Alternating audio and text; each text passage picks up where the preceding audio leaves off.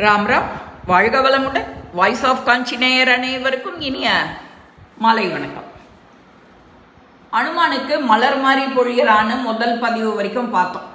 ராமனுடைய காரியம் வெற்றி பெறணும் அப்படின்னா தாண்டின்னு இருக்கிற இந்த உத்தம வானரரை சூரியன் சுடலையாம், வாயு பகவான் குளிர்ச்சியா தழுவி கொடுக்குறாராம்.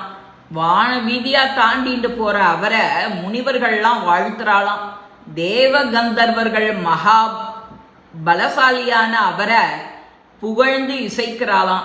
களைப்பில்லாம போற அந்த சிறந்த வானரரை பார்த்து வானத்துல சஞ்சரிக்கிற நாக யக்ஷ ராட்சச தேவர்கள் தோத்தரித்து மகிழ்விக்கிறாளாம். வானர சிங்கமான அந்த அனுமான் தாண்டின்னு இருக்கும்போது இக்ஷ்வாகு குலத்தை கௌரவிக்க விருப்பம் கொண்ட சமுத்திரராஜன் பற்றி சிந்திக்கலானாராம். வானரேந்திரரான அனுமானுக்கு நான் உதவி செய்யலைன்னா பேசும் சக்தி படைத்தவா எல்லாரும் என்ன பழிப்பா, நான் இக்ஷ்வாகு குல தலைவரான சக்கரன்கரால உண்டாக்கப்பட்டேன், இவரோ இக்ஷ்வாகு குலத்தை சேர்ந்த ராமனுக்கு உதவியாளர், எனவே இவரை கஷ்டப்பட விடக்கூடாதுன்னு அனுமான் இலைப்பாடுறதுக்கு ஏற்றதான ஒரு ஏற்பாட்டை செய்யணும்னு களைப்ப போக்கிண்டு மீதியுள்ள தூரத்திலையும் சிரமம் இல்லாம தாண்டிடுவார் அப்படின்னு நினைச்சாலாங்க இருக்கிறவாள்லாம். இந்த மாதிரி ஒரு நல்ல முடிவுக்கு வந்த கடல் அரசன் தண்ணிக்குள்ள மறைஞ்சிருந்த சிறந்ததும் நன்னா பொற்சிகரங்களை உடையதுமான மைனாகம் மலைன்னு சொல்லுவோம் இல்லையா, அந்த பர்வத சிரேஷ்டரான நீ என்ன செய்யணும், பாதாளத்துல வசிக்கிற அசுர கூட்டங்கள்லாம் மேலே வராத மாதிரி கோட்டையில தாழ்பால போட்டு இந்திரனால இங்க வைக்கப்பட்ட நீ பலம் மிகுந்தவர்களையும் மறுபடியும் வெளியில வரக்கூடியவர்களுமான அந்த அசுரர்களின் நிகரில்லாத பாதாளத்துல வாசலை மறைச்சிட்டு நிக்கணும். மறை முதல்வன் எழுந்திராய் அப்படின்னு உனக்கு மேலும் கீழும் குறுக்கிலும் வளர்வதற்கு உனக்கு திறமை உண்டு. ஆகையால உன்னைதான் நான் சொல்றேன், உனக்கு நான் ஆணையிடுறேன், தூண்டுறேன். இப்பேற்பட்ட அந்த வீரியம் பயங்கரமான செயல்களெல்லாம் செய்கிற வானர சிங்கமான அனுமான் ராமகாரிய நிமித்தமா ஆகாயத்துல பறந்துட்டு இருக்கும்போது இக்ஷ்வாகு குலத்துக்கு சேவை செய்யற விரும்புறன்னா இவருக்கு உதவி செய்யதான் வேணும். இக்ஷ்வாகு குல மன்னர்கள் என்னால கௌரவிக்கத்தக்கவர்கள், உன்னால மிகவும் உயர்வா மதிக்கத்தக்கவர், நன்மையா உதவி செய். நாம செய்ய வேண்டிய காரியத்தை தவற விடக்கூடாது. செய்ய வேண்டிய காரியம் செய்யப்படாம போனா சான்றோர்களுக்கு கோபம்தான் வரும். தண்ணீர்ல மேலே எழுந்து வா அப்படின்னு இந்த வானரர் உன்கிட்ட தங்குவர், வான்னு சொல்லுவர். தாவி செல்ற வானர்களுக்குள் முதன்மையானவர் இவர்தான். இவர் நம்முடைய விருந்தினர், உபச்சாரத்துக்கு உரியவர், பொற்சிகரத்தை கொண்டவர், தேவ கந்தர்வர்களால வணங்கப்படுறவர். அனுமான் உன்கிட்ட இலைப்பாரிண்டு அதுக்கப்புறம் மீதி இருக்கும் தூரத்தை கடந்து போவர். சீத்தையோட காகுத்தனின் இரக்கத்தன்மை ராவணனால கவர்ந்து செல்லப்பட்டதால மிதிலை போய் அங்க வேறொரு இடத்துல இருக்கிறதையும் வானர தலைவனோட களைப்பையும் உணர்ந்து நீ எழுந்திருக்க கடவாய் அப்படின்னு சொல்ற. கடல் அரசனுடைய சொல்ல கேட்டு பெரிய மரம் கொடிகளோட கூடியதும் பொற்சிகரம் உடையதுமான அந்த மைனாகம் விரைவா தண்ணீரிலிருந்து மேலே எழுந்து மேகத்தை பிளந்துண்டு கொழுந்து விட்டேறிய கதிர்களை போல சூரியன் வெளிப்படுற அந்த கடல் நீரை பிளந்துண்டு மேலே வருதான். மேலே கொஞ்ச நேரம்தான் சமுத்திரராஜனால உதவிட்டு அதுக்கப்புறமா மேலே அவளோட உத்தரவுனாலையும் மகாத்மாவா நீரால சூழப்பட்டவருமான மைனாக பர்வதம் மலை சிகரங்களை வெளிக்காட்டித்தோம். மகா சர்ப்பங்களோ சொல்றோம் இல்லையா, பெரிய கிண்ணறர் மாதிரி இருக்கியே நீன்னு, அந்த கிண்ணறர் மகா சர்ப்பங்களோட கூடியதும் தங்க பிரகாசமா உள்ளதும் உதயகால சூரியனை போல ஜொலிக்கிறதும் ஆகாயத்தை தொடுவது போல சிகரங்களை உடையதுமான மேல வெளிப்பட்ட தங்கமயமான பர்வதத்தின் முகடுகளால நீலவண்ண ஆகாயம் தங்கத்தின் ஒளி கொண்டதா விளங்கிட்டு. அந்த முதன்மையான மலை இயற்கையான காந்தம் ஒளி வீசுபவை பொன்மயமானவைகளுமான சிகரங்களால நூற்றுக்கணக்கான சூரியன் ஒளி போன்று பிரகாசம் உடையதா ஆச்சு.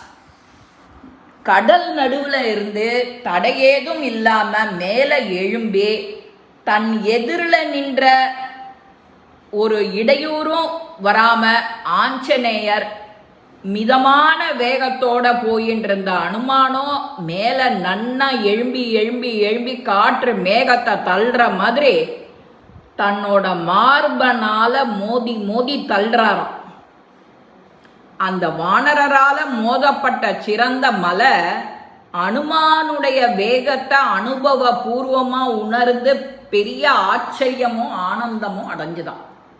மறுபடியும் மேலே எழும்பி மலை ஆகாயத்துல போயின்றிருந்த வீரரை பார்த்து திருப்தி அடைஞ்சு மனித வடிவை ஏத்து தன்னோட சிகரத்துல நின்றபடி மகிழ்ச்சியோட சொல்லித்தான், வானரோத்தமரே, செயற்கயிறிய செயலெல்லாம் செய்யறே, என்னுடைய சிகரங்கள்ல இறங்கி இஷ்டப்படி இலைப்பாரிக்கோங்கோ.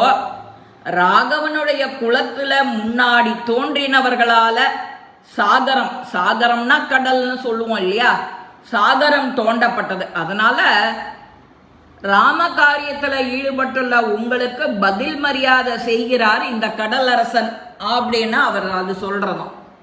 ஒருத்தர் செய்த உபகாரத்துக்கு நன்றி தெரிவிக்கணும் அப்படின்னா அவருக்கு பதிலாக ஒரு உபகாரம் செய்வதே நம்மளுடைய தர்மம். தனக்கு செய்யப்பட்ட உபகாரத்துக்கு பதில் உபகாரம் செய்ய விரும்பும் அவரோ உங்களால் கௌரவிக்கத்தக்கவர்.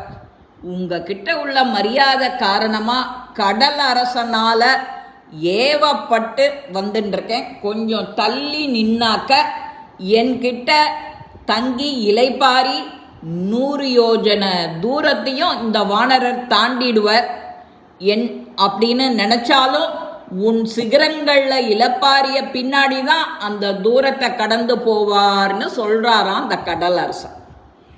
எப்பேற்பட்ட நம்பிக்கை பாருங்க. வானர சிரேஷ்டரே, நல்ல மனமும் ருசியும் உள்ள கிழங்கு வேர் பழம் சாப்பிட்டு நன்னா ரெஸ்ட் எடுத்து நாளைய தினம் கிளம்புங்கோ, திரும்ப யாத்திரையை கிளம்புங்கோ. வானர பெருந்தகையே பெரியோர்களை உபசரிக்கணுங்கிறது தர்மம். 3 உலகத்திலும் பிரசித்தமானது எங்களுக்கும் உங்களுக்கும் இந்த உறவு இருக்கு. வேகம் உள்ளவரும் வானில பரப்பவருமான பிராணிகளுள் நான் உங்களை ரொம்ப சிறந்தவரா கருதுறேன்.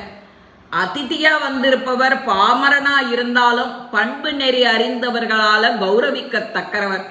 அப்படி இருக்கும்போது உங்களை போன்ற மகான் நிச்சயம் நன்னா உபசரிக்கப்படணும். இதெல்லாம் சொல்லவும் வேணுமா? ராம காரியம் செய்யுபவர் இல்லையா நீங்க? வானர வேழமே, நீங்க தேவர்கள்ல சிறந்தவர், மகாத்மாவுமான வாயு தேவரோட புதல்வர், வேகத்துல அவரை போன்றவர், தர்மம் அறிஞ்சவர். நீங்க கௌரவிக்கப்பட்ட அந்த கௌரவத்தை வாயு தேவன் அடைகிறார். ஆகவே நீங்கள் உபசாரத்திற்கு உரியவர் தான், அதுல சந்தேகம் கிடையாது. நான் சொல்ல போகும் மற்றொரு காரணத்தையும் கேட்கணும். இந்த கிருதயுகத்துல மலைகள் எல்லாமே ரெக்கையோட இருந்ததாம். அதனால அவையெல்லாம் கருடன் போலவும் வாயு போலவும் எல்லா திசைகளிலும் பறந்து வந்துதான்.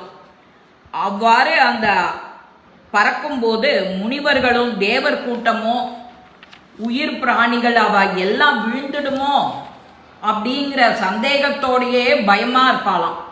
அந்த 100 வேள்வி செஞ்சவனும் 1000 கண்ணு உடையவனுமான இந்திரன் கோபம் கொண்டு அங்கங்க பர்வதங்களின் சிறகுகளை வஜ்ராயுதத்தால 1000 கணக்கில் வெட்டி போட்டானாம். அந்த தேவராஜன் கோபத்தோட வஜ்ரத்தை தூக்கிண்டு என்கிட்ட வந்தான். உடனே நான் மகாத்மாவான வாயு தேவனால இந்த உப்பு கடலுக்குள்ள தள்ளப்பட்டேன் அப்படின்னு தன்னோட வரலாற சொல்றார். மீதி கண்டினியூவேஷனை நாளைக்கு பார்க்கலாம் அடுத்த பதிவில். இந்த சுந்தரகாண்டத்தை கேட்க கேட்க தினம் ஒரு 10 ராமநாமா 108 ராமநாமா யார் யாரால எவ்வளவு சொல்ல முடியுமோ அவ்வளவு சொல்லி உங்களுடைய புண்ணிய கணக்கை ஒசத்திண்டு இந்த பதிவுகளெல்லாம் கேளுங்கோ. இந்த பதிவு வழக்கம் போல உங்க எல்லாருக்கும் பிடிச்சிருக்கும். லைக் பண்ணுங்க, ஷேர் பண்ணுங்க, பெல் பட்டனை கிளிக் பண்ணுங்க, சப்ஸ்கிரைப் பண்ணுங்க, கமெண்ட்ஸ் பாக்ஸில் கமெண்ட்ஸ் போடுங்க. ஸ்ரீ மகா பெரிவா திருவடிகளே சரணம். நல்லதே நடக்கும். ஆனந்தமாய் இருப்போம் நண்பர்களே. வாழ்க வளமுடன். ராம ராம ராம ராம ராம